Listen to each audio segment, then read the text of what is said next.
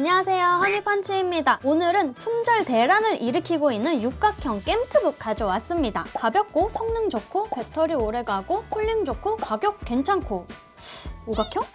바로 에이수스 터프 A14인데요. 출시하고 나서 바로 품절이 될 정도로 아는 사람들은 다 아는 모델입니다. 요즘같이 노트북 가격이 미쳐 날뛰는 시기에는 이런 애들이 숨은 보물인데요. 품절되는 거 보니 숨은 건 아닌 건가? 아무튼 올해는 성능도 업그레이드돼서 나왔거든요. 제가 대여를 좀 받아왔습니다. 지금 보니까 품절 상태에서 재입고된 것 같기는 한데 또 품절 임박이네요. 8개 남았다고 뜹니다.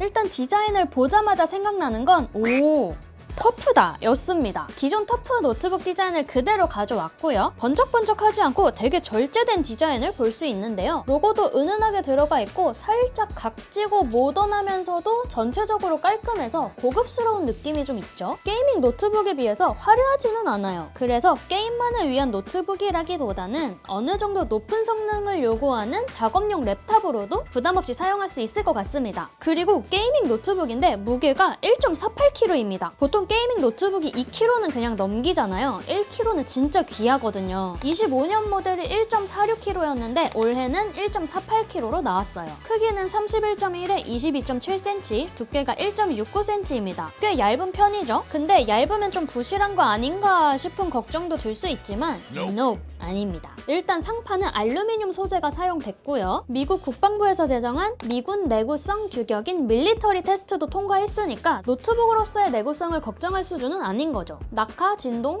고온, 저온, 먼지, 습도 이런 테스트들을 하거든요. 지방 덩어리인 저보다 튼튼할 수도. 키보드는 14인치라 그런지 넘버패드는 없고요. 키캡을 보면 약간 모서리가 둥그런 디자인이에요. 키트래블이라고 키보드가 눌리는 깊이, 이거는 1.7mm인데요. 꽤 깊게 눌리는 느낌이 있어요. 터치패드는 너무 작지도 크지도 않은 적당한 크기에 디스플레이랑 동일하게 맞춘 16대 10 비율도 센스 있죠? 클릭감도 너무 시끄럽지 않고 조용해요.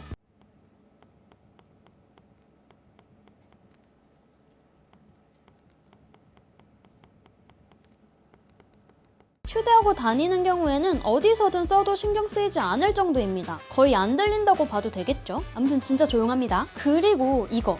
베젤이 얇은 것도 진짜 마음에 드는 건데요. 터프 시리즈 중에서 가장 얇은 베젤이 적용됐다고 합니다. 여기가 7mm고 여기 측면이 4mm라고 하니까 엄청 얇은 거죠. 웹캠은 FHD 1080p 화질이고 IR 카메라로 윈도우 헬로 얼굴 인식으로 로그인이 됩니다. 비밀번호 안 치고 노트북 펼치면 바로 잠금 해제가 되는 건데요. 게이밍 노트북에서 이 기능 되는 게 생각보다 흔하지가 않은데 아주 좋습니다. 14인치 치고는 되게 넉넉한 포트 구성도 가지고 있는 것도 하나의 장점입니다. 좌측에는 전원 포트랑 HDMI 2.1, GP랑 PD 충전까지 지원하는 USB-C 타입 하나, A 타입 하나, 그리고 오디오 잭이 들어있어요. 우측에는 마이크로 SD 슬롯이랑 DP를 지원하는 C 타입 하나, A 타입 포트 하나 있습니다. 일반 SD 카드 슬롯도 들어갔으면 영상인들한테 정말 딱 맞는 노트북일 텐데 이거는 조금 아쉽기는 합니다. 근데 뭐 마이크로 SD라도 있는 게 다행이다 싶기는 합니다. 게이밍 노트북인데 이 정도면 감지덕지잖아요. 그리고 이거 힌지 180도까지 펴져요. 이거 일하는 사람들 은근히 편한 거 알죠?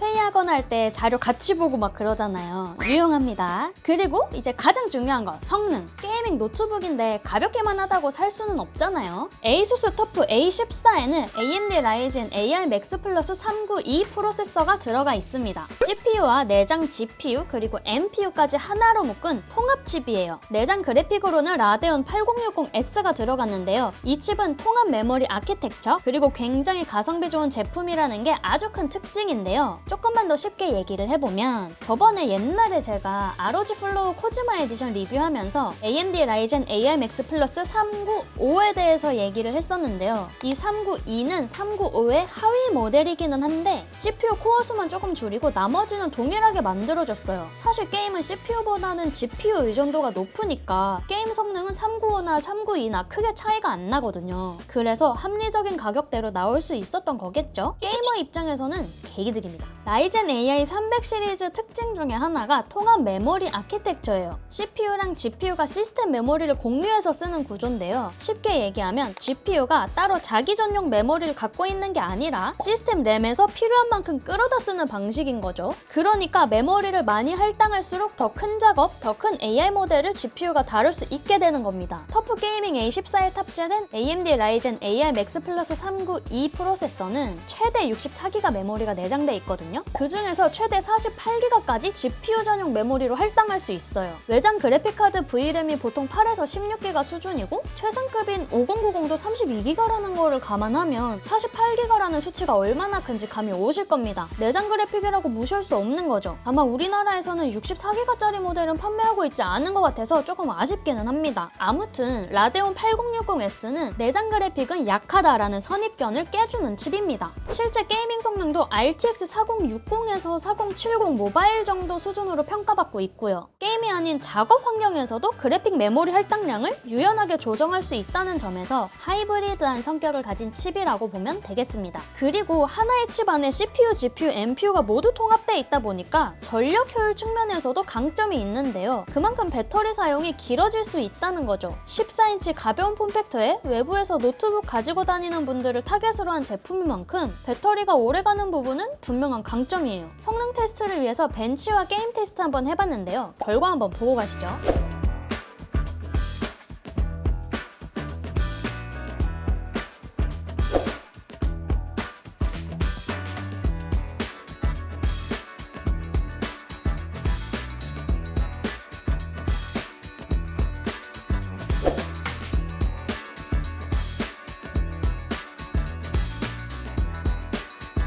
디스플레이는 14인치 2.5K 2560에 1600 해상도의 165Hz IPS 패널입니다. 2.5K니까 흔히 쓰는 1080p보다 픽셀이 약 2배 정도 많다는 건데 그만큼 화면이 선명하고 글자나 이미지 같은 것들이 훨씬 뚜렷하게 보입니다. 여기에 화면이 얼마나 부드럽게 움직이냐를 표현하는 해상도는 165Hz나 되는데 144도 정말 부드러운 건데 165라고? 하면서 기대하면서 써봤는데 정말 좋았습니다. sRGB 100% 색영역도 지원해서 사진이나 영상 작업하는 분들한테도 나쁘지 않은데요. DCI-P3 지원이 안 되고 OLED 패널이 아니라는 점은 조금 아쉽기는 합니다. 전문적으로 색 보정을 하는데 이 노트북을 사고자 한다면 참고해야 되는 부분이겠죠. 근데 일반 사용자 입장에서는 별로 중요한 부분은 아닌 것 같아요. 괜찮습니다. 게이밍인데도 73W시 배터리에 외장 GPU가 없는 구조 덕분에 배터리는 조금 더 길게 사용할 수 있고요. 실제로 외부에서 사용한다고 가정했을 때 배터리 테스트를 좀 해봤거든요. 저는 조금 혹사시키기는 했어요. 유튜브 하나 켜두고 브라우저는 10개 정도 켜놨어요. 화면 밝기는 100%, 전원 모드는 균형, 30% 도달 시 배터리 절약 모드로 돌아가게끔 해두었더니 7시간 만에 꺼졌습니다. 이렇게 혹사시킨 건데 게이밍 노트북이라고 생각했을 때 오래가는 편인 것 같아요. 그리고 고속 충전도 지원하는데요. 전원을 완전히 끈 상태에서 200W짜리 전용 어댑터로 충전하면 30분에 50%까지 충전이 가능합니다. 이러다가 점심 먹으러 나갔다 오면 절반 이상은 충전할 수 있다는 거죠. 이거 체감이 생각보다 꽤 크죠? 딱 30분만 투자하면 됩니다. PD 충전도 되는데요. 전용 어댑터를 따로 가지고 다니지 않고 가벼운 PD 충전기 하나로도 충전을 할 수가 있습니다. 물론 전용 어댑터에 비해서 충전 속도가 조금 느릴 수는 있는데 충전하면서 고사양 프로그램 돌린다거나 게임하는 게 아니라면 괜찮습니다. 어댑터도 200W인데 전작 대비 35g이나 가벼워졌다고 하네요. 직접 측정해보니까 428g 정도 나왔습니다. 사이즈도 나름 괜찮고 아담하죠? 조금이라도 들고 다니기 부담 없으라고 해준 건 고마운데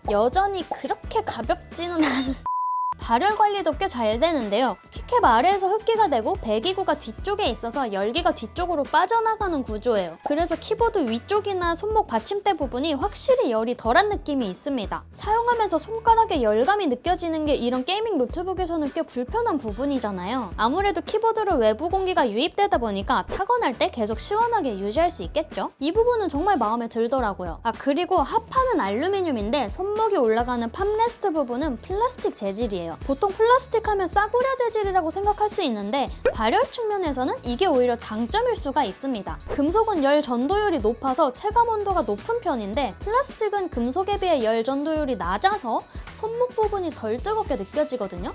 참 아이러니하죠. 발열 관리를 위해서 열심히 돌고 있는 팬 소음은 일반 작업할 때는 거의 무소음이라고 봐도 될 정도로 안 들립니다. 이렇게 갖다 대면 잘 안 들리는 것 같아요. 근데 게임하거나 무거운 작업을 돌리면 소리가 조금 나기는 해요. 이거는 발열 관리를 위해서 어쩔 수 없는 부분이겠죠. 이 소음이 너무 신경 쓰여서 소음을 줄이고 싶다면 아머리 크리에이트 앱에서 성능 모드를 조절하면 되는데요. 사일런트 모드를 선택하면 성능은 좀 줄어들지만 그래도 팬 소음은 조용해집니다. 상황에 맞춰서 세팅 바꾸면 되겠죠.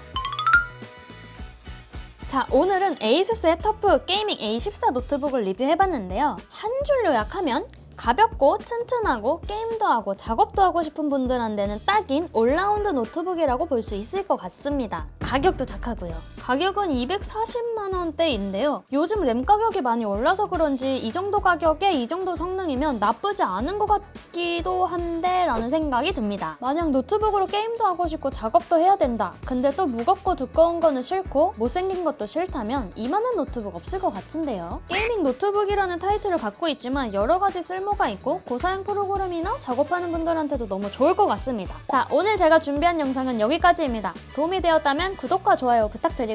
다음에도 달달 리뷰로 돌아오겠습니다. 지금까지 허니펀치였습니다.